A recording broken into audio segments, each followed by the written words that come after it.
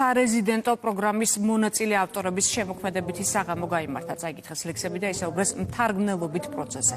სერბეთისა და საქართველოს მწერალთა სახლს შორის 2024 წელს გაფორმებული მემორანდუმის თანახმად სერბმა და ქართულმა პოეტებმა ერთობლივ პროექტებზეც ისაუბრეს.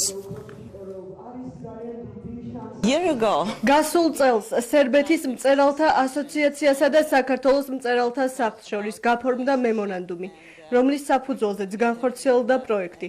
მასში მონაწილეობა 6 ქართველმა და 6 სერბმა პოეტმა ქალმა მიიღო.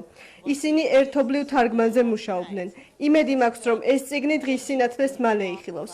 აღნიშნული პროექტი კი ხელს შეუწყობს ურთიერთობების კიდევ უფრო გაღრმავებას. იყო სულ 12 ავტორი, 6 ქართველი და 6 სერბი და გაკეთდა სამუშაოები, ასე ვთქვათ, ორდღიანი თარგმნელობითი სამუშაოები შესრულდა.